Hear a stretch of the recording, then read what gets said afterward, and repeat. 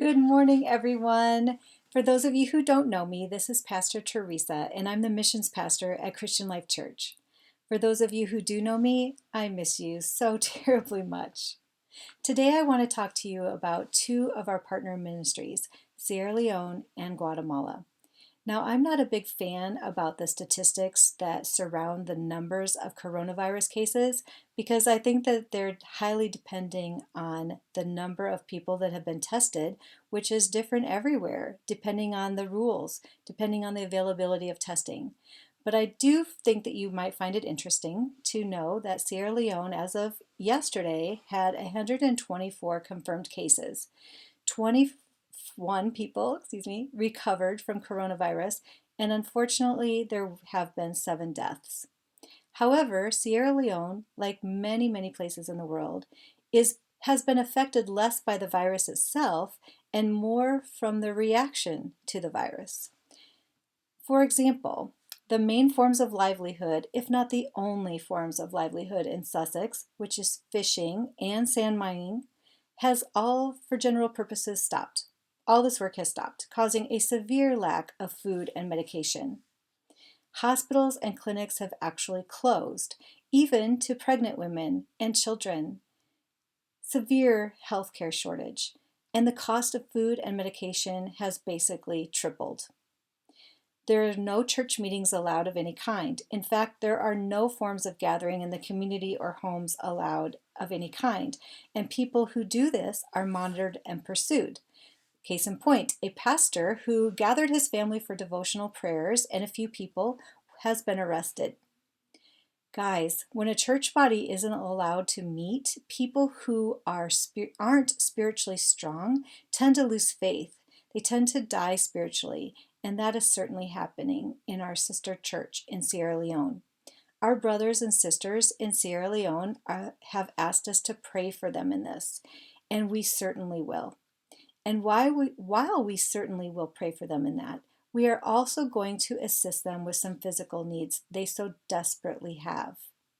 Due to this pandemic, our church is not able to send mission teams for the foreseeable future. So our missions board voted to take some of that money earmarked for mission teams and send it to our ministry partners who have been severely affected by the pandemic. So many people in Sierra Leone don't have food stored up for the future. They tend to have to live day to day. So they don't have food. And so we are going to be able to purchase some for them, like rice, onions, oil, salt. They don't have the things that they need to protect themselves from the coronavirus, like soap, hand sanitizer, face masks, chlorine. And remember, the hospitals and clinics have closed, so they need medications.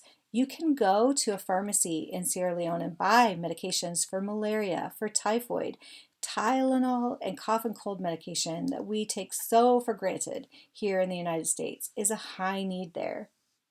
And you know, what I find so humbling always is that our brothers and sisters there are praying for us.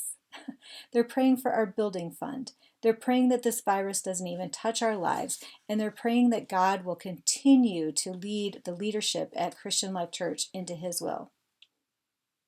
So on to Guatemala. 585 confirmed cases of coronavirus. 65 people have recovered, and unfortunately, there has been 16 deaths.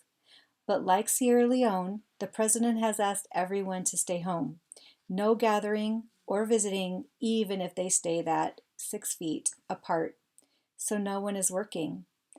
Our partner ministry, Impacto, is concerned about 3 primary things. 1, they're concerned about being able to continue to provide salaries for their staff. 2, all of those happy tummies kids and their families and those precious abuelitos that they provide meals for. And 3, they're specifically concerned about 2 churches, one in Guatemala City and one in Zacapa. These churches are struggling even to find water to drink. And there are reports of many people coming down with infections due to lack of water, because when you have the need to drink the water, that tops the priority over bathing with it. And so they're unable to wash and they're getting infected. So Impacto is actually asking for our prayers in figuring out how to help in this situation. Currently, they have 2 large water tanks to take to Guatemala City and to Zacapa, and they're gathering food bags to take to the 75 families at these 2 churches, as well as all the staff, all the Happy Tummies families, and the abuelitos twice a month. But they need prayer for a plan on logistics. There are laws, there are rules, there are regulations for every area that they need to go to, and they need to follow them so that their actions of helping don't turn into a chaotic mess.